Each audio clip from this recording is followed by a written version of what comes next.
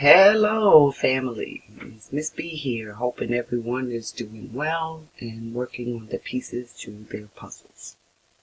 I wanted to talk today about not so stranger danger. We all grew up being told to watch out for strangers, strangers are dangerous, but I wanted to highlight oftentimes harm comes to our children from people who are not strangers. Thus the title, Not So Stranger Danger. And just a word of warning, parents, watch your kids and the people that they're talking to. Couple reasons why. We know that the government and society, the shadow governments, all of them, have been using kids to glean information from our households. They've asked all kinds of stuff from kids because kids are young, they don't know any better, and they just answer honestly. Kids are probably the most brutally honest. But as adults, obviously if they came to us and asked us those questions, we would think about the question, we would analyze it, we would be able to discern if the information being sought is private, if the answers may or may not be harmful, etc. We can ask why, we can question it. Kids don't. They just blurt it out. And even the teens who think they know it all don't know.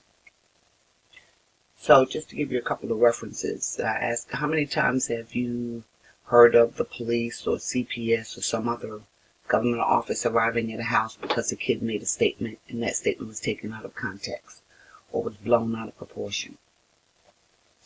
How many times have schools asked information about what's going on inside your home by way of essays and test questions and surveys and things like that?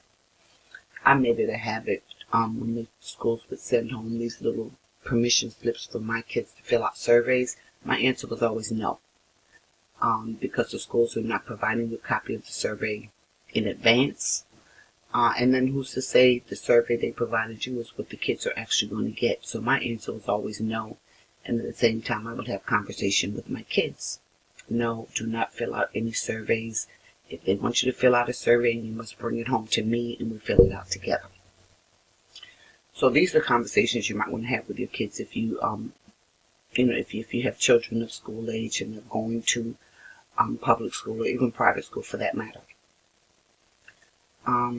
But let me ask something else, something that we didn't think about, or many of us don't think about as being a potential problem.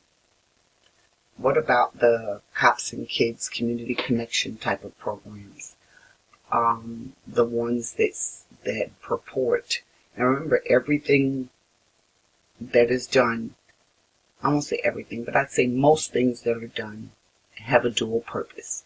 There's the front purpose, the one you see in the front, the one they've sold it to their proper authorities to get permission to do, or they've sold it to the public, or they've sold it to the school system, the school board, the PTA to get approval to do it. And then there's the other purpose behind the scenes that we don't know about, that most don't even think about. But what about, the Cops and Kids Community Connection stuff? They come in and they discuss things like drugs, guns, violence, just say no, sex, rape, teaching the kids, the various drugs that they might be offered and telling them to say no, teaching them that guns aren't safe. Obviously, violence is not the way to go, things like that. And I get that part. That's the front meaning. But there's also a hidden meaning. At the same time they're teaching them those things, they're asking them about these things and how much the kids are exposed to these things. Police are trained, social workers, etc., psychologists, profilers, they're all trained to walk into a room and take notes mentally. They're trained to walk in and, be there a certain number of minutes and know how many people are in that room, the ethnic demographics in that room, where people are positioned, the number of exits, the number of windows, all of them. They're trained just to know so much, almost to take a photographic image of that room in their minds. So what happens if the officer comes to work to talk to your child's class on multiple occasions? That just ingrains it into his mind so he can take it back and share the information. I'm not saying that he's doing that, but just know that this is an avenue for information information you may not want to be released. And now that the officers are having recorders, who knows what, they may actually be recording some of these sessions. And the beginning of the year, when you sign in that encyclopedia full of papers that you've got to sign every single year, even though nothing has changed, you're signing away and giving authorization for your children to be questioned or introduced to these things in these various programs. You have to make sure in there that you check, no, I do not give permission for my child to be publicized. No, I do not give permission for my child's picture to be publicized. No, I do not want my name in the PTA directory, etc. And then you go behind that and you communicate directly with the PTA president or secretary, whomever it is, and give them your contact information so that you are added to the mail list, but you get to control who the information is shared with. You might want the PTA to have it, but you don't want social services to have it. Or you might want the booster club to have it, but you don't want the PTA to have it. So as a blanket rule, what I did was I said no, and then I manually, individually, one by one, went to the groups or agencies that I wanted to have access to my children's information, and I granted it that way. And that's just something I recommend across the board with any kind of access or rights being granted to any information. A blanket no, and you individually release the information or release permission as needed. That's kind of like this copyright stuff that's going on. There's a blanket no, you can't use any of it unless you go to the owner and get specific permission. Well, if they can do it, why can't we? Think about it. But yeah, so the cops that are coming into your classroom, something I thought about, because I mentor children, youth in more so middle and high school ages. And I've never asked them if guns and drugs and violence, etc., are in their homes. I present the information and I give examples, I'll give scenarios, I'll explain what is legal and not legal, what is agreed upon with the school board as to what's right and what's wrong, what I should be presenting to them. But I never ask the kids, how many of you have guns in your home? How many of you have seen somebody killed? How many of you have seen, one parent shoot another? Or how many of you have seen the police come to your house? Those sorts of things. Because if an officer or a psychologist or whomever is asking these questions, trust and take note. They're making a mental note of those kids. And before they leave, they're going to have that child's name. And they're not going to say, okay, give me your name, let me write it down. They'll continue on, and at some point during the interaction, they're going to get that child's name and they're going to make a note. Okay, this is something we might want to watch. So I make it a point never to do that. In the process of giving my examples and scenarios, obviously I'll give the actions to take, recourse. If you get into a situation where your two parents are fighting each other and it looks unsafe or it looks like someone's going to get hurt, yeah, you can call grandma, you can call uncle, you can call 911, etc. But I don't question if it's going on in their home. Now, what often happens, I find, though, is over time, the kids will develop a relationship with me, and they come later privately and discuss, what they're dealing with. And so we take it on an individual approach. But this is what happens. I've seen directly when some of these Cops and Kids programs, community-based programs, go into the schools. Or into, they might be at a park and the officers are asking information.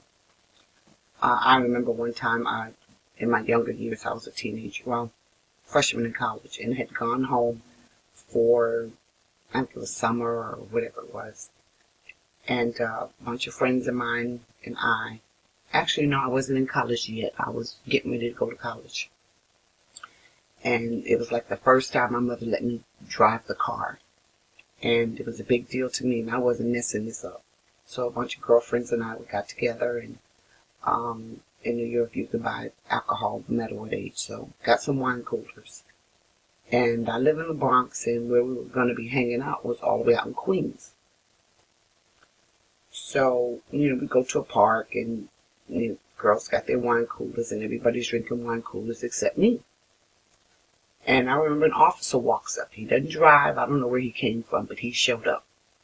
And so he's, just kindly striking up conversation. So I'm chit-chatting with him, and I'm asking myself, why are you here? I haven't done anything wrong. But I'm realizing, yeah, we've got some under 21 sitting, not too many feet away from us drinking wine coolers. So by the time he finished, he gleaned that, I was a high school student, getting ready. As a matter of fact, it was the summer just before going away to college, because I remember telling him this is our last shebang get together before we all go off to school. And he was able to glean enough information from me to feel like I wasn't a threat, that we weren't a threat, that no one was being harmed. Yes, technically the law was being broken, but I wasn't drinking. And I'd made it very clear to him, yes, I live in the Bronx, and this was the first time I was allowed to take the car out with my friends, and so I was going to make sure that I followed all the rules, so that in the future I would have car privileges. And I wasn't like my brother; he broke them all. I won't say all of them, but yeah, he broke the rules when it came to the car. I didn't. I was the good girl and followed the rules.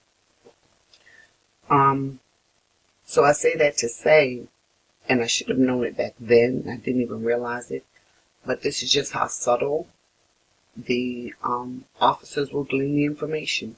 Now, had I said the wrong thing, that could have turned a completely different way. Had it appeared that I was drinking, or had it appeared that I was talking in a manner that didn't sound like I had a level head, or that I had goals and destiny in life and that sort of thing, it probably would have gone very differently.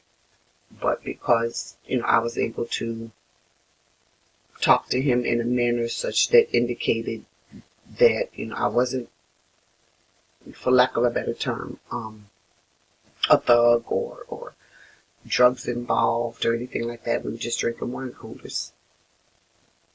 He let me go. But another program I wanted to bring up, the IdentaKid program. And there are various programs out there like it.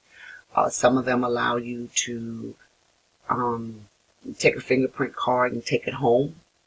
Well, they give it to the kids, and the kids take it home, and you're told to do the kids' fingerprints, etc. And you keep it. You fill out all the demographics, attach a photo, and you keep it just in case there's an issue that, we need to use it to identify your child or track your child down, etc. But what about the ones that are done and that information is maintained somewhere else? And one particular program I remember when my kids were coming through, I got a notice from the school, and the school said, okay, we're going to be doing IdentaKid on this particular day. I forget which day it was. And I, kind of wondering what's IdentaKid. So I contacted the school, found out it's where the police come in, well, an officer along with his IdentaKid. At that point was a private program. I don't know if it's still private or if it's government. Somehow there's an attachment to the government because the police maintain the database, is what I'm told, what I was told. But, and this was, they're doing this at the kindergarten age now. My kids, I think, were elementary school when this was happening, but they're doing it even as far as early as kindergarten. But what they'll do is they'll take the child's picture, they'll get all the appropriate demographics, they'll get the child's fingerprints, and they'll stick it in a police database. And they say it's in case the child gets lost or missing, etc. They have a recent photo, and the database entry, makes it easier for them to disseminate the information to, the appropriate agencies, etc. Just like in the case of an Amber Alert or whatever. Well, that's great. That's a great idea. But here are my issues with that. If you take your kid regularly to have the photo, the height, the weight updated in the database, what are you doing? You're giving the government year by year updated information on your child. And, the government in all these years has not been forthcoming with us. They've not been honest with us in a lot of areas.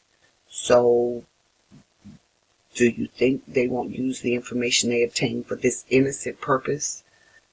In manners that are not so innocent, or in other manners, put it that way. I have to ask you this. Think about it. If your child is of runaway age, before they do an Amber Alert, the police are going to take you through all kinds of time asking questions. They may even deny action for 24 hours. 24 hours is enough time for you to get a picture, to get the height, the weight, etc. of your child.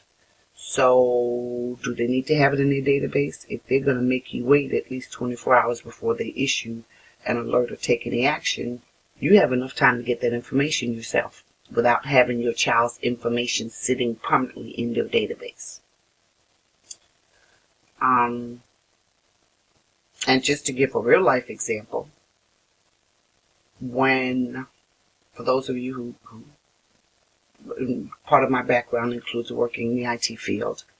And I remember when the Amber Alert system was mandated by Congress, each state had to initiate the system. It was my duty to set up the system for the state I was in. And so I did that. It's effective. You had redundancy, fall over, multiple routes in the event that one route failed, another backup system was in place, another in place. We had 3 different ways to push these alerts out in the event that, alert needed to be pushed out. And I used to drive my kids back and forth to school. They went by car, or on specific occasions, I might let them ride the bus with an older cousin or something if I was going to be late or whatever, or just for them to have the school bus experience. But the kids have been wanting to ride the school bus with their friends, and I finally let them ride the bus home this particular day. It was the beginning of the school year, I think the second day of school. And I was off, and I was waiting at the bus stop for them to come because it was still a fairly new process. And my child was in 2nd grade, and her teacher put her on the wrong bus. Now, we're in country. We're in Alabama, and these buses are going out to rural areas where the cell phones don't work anymore. And you have a 2nd grader who doesn't drive, who has no clue. She never saw anything familiar on her route. Once they left town where the school was, everything is country. It all looks the same. And in that particular case, I'll just go ahead and share this. My daughter was a twin, or is still a twin. And my daughter told the bus driver that her sister was missing. The driver of the bus my daughter was on ignored her, told her to go sit down. The other daughter, the one who was on the correct bus, she and all the other kids on the bus told that driver the twin sister is missing. That driver told them to sit down and be quiet. So that was the first warning sign that something was wrong that failed. And just to cut to the punch real quick on that, there were some immediate policy changes with the entire district after this entire scenario, such that if a child has a sibling and they identify to the driver that their sibling is missing, that bus does not move until that child is found. But back to my daughter being put on the wrong bus. And I remember asking her, honey, why didn't you get off? And she said, well, Mommy, I didn't know where I was, and I didn't know anybody, so I just stayed. We contacted when the bus came, and before I could see that my child was missing, the kids came running to me, running as fast as they could. She's missing. Kay's missing. She didn't get on the bus. I'm like, what do you mean she didn't get on the bus? She went to school. I dropped her off. I know she was. And I tracked down from her sister when they last saw her, etc. And it was just toward the end of the day. But the teacher put her on the wrong bus. So, my community members stepped up, and black, white, it wasn't a race issue, it wasn't a economic issue, it was just a missing child, and everyone knew my kids. So they immediately stepped up. We set up a command post, got on the phones. Our handyman guy, he and his wife were excellent. They put word out, started search parties, walking the neighborhoods, getting in their cars, driving around looking for my child. The police obviously were contacted, and they didn't come see me first. They went to the school to see what the school had to say about it. Then the officer finally came to me and took his report. So now, if my child had been snatched by a molester or whatever the case may be, or was in some ditch somewhere, we lost valuable time with the police going to the school to see what was going on instead of coming to where the 911 call came in from. But, that's neither here nor there. Whole bunch of red tape, a whole bunch of questions.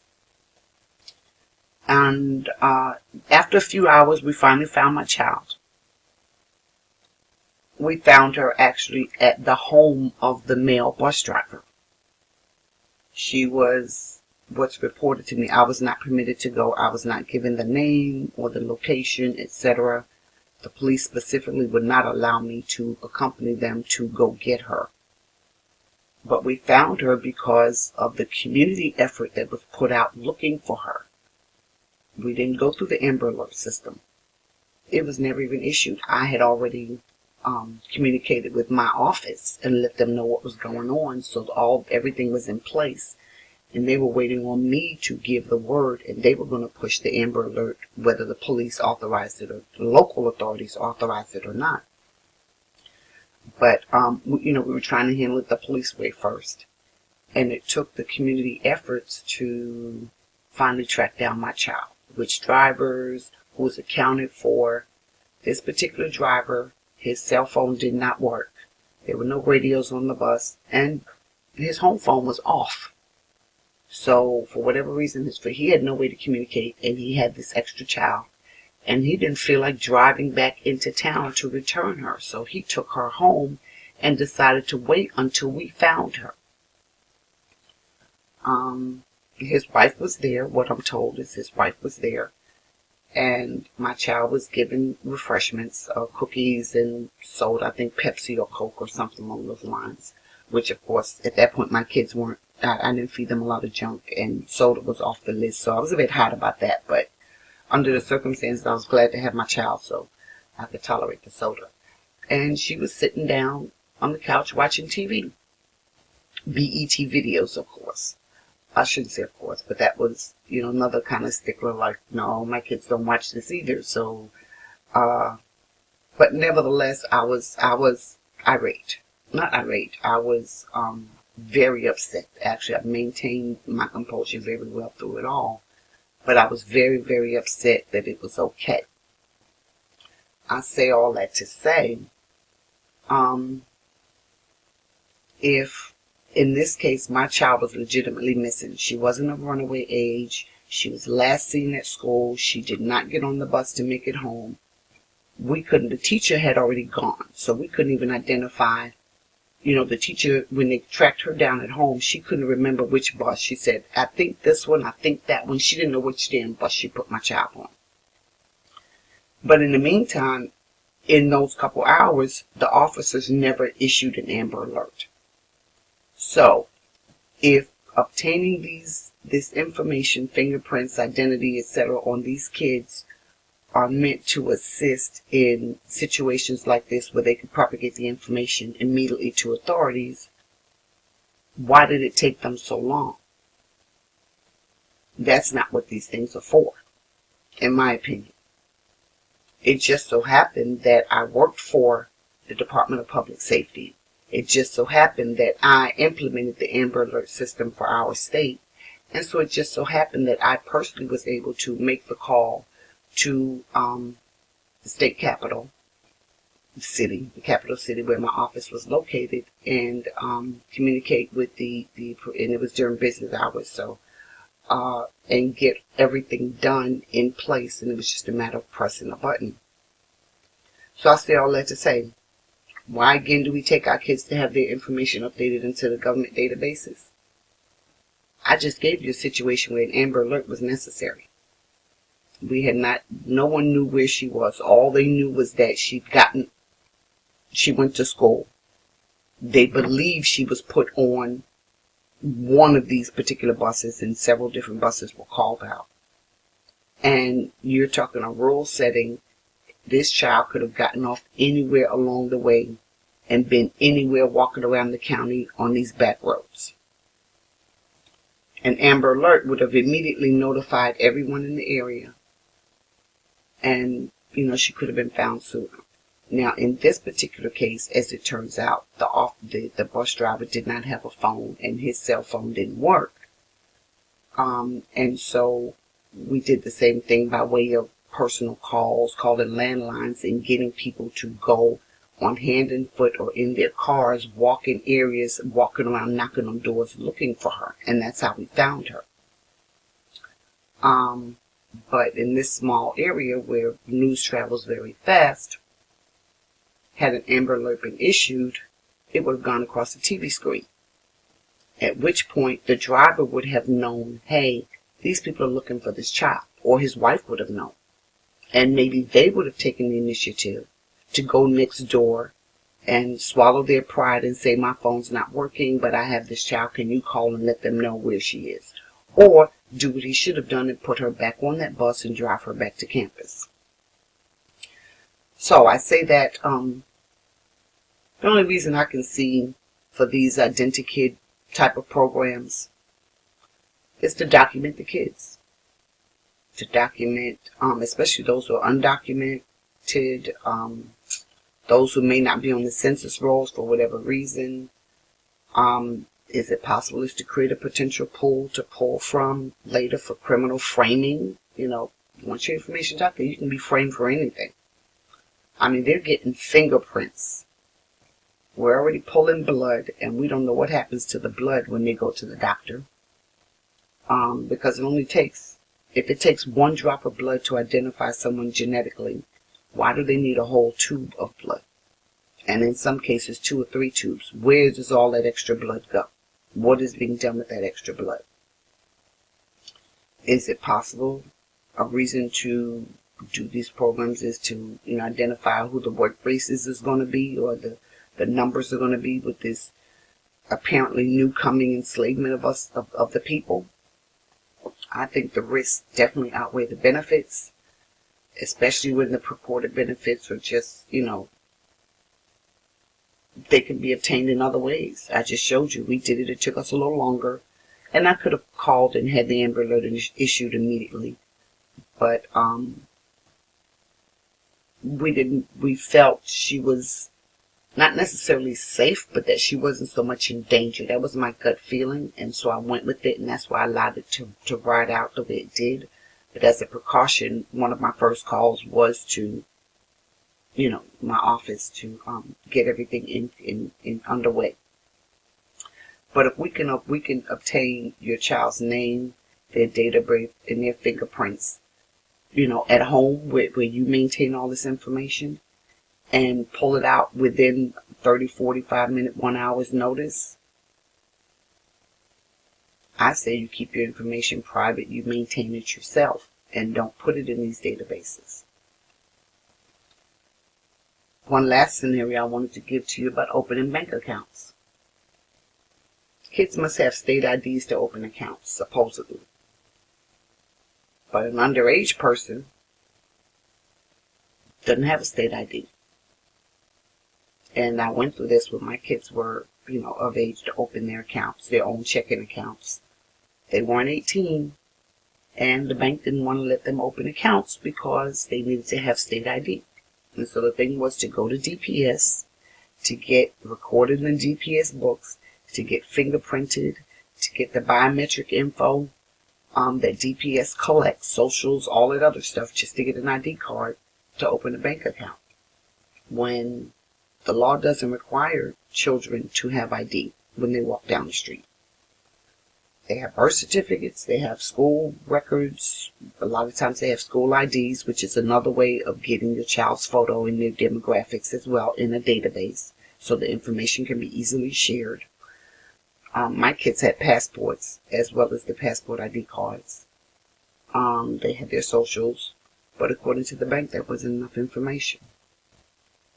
People have been manipulated and brainwashed into thinking these state ID cards or these state databases, something that's sanctioned by the government, is the only way to prove your identity.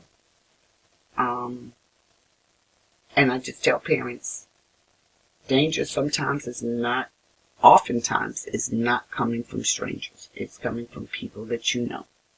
So just be mindful. Have these conversations with your children when they're at school, when they're interacting with the police. Now, melanated people, of course, we tell our children to keep your hands clear, be respectful, etc., because we have a different level of danger. But, Caucasians and other parents will probably hear this. And so I say to you, have the conversations with your kids about what to say, what not to say, what information to give, what not to give. Because once the information is out, you can't retract it.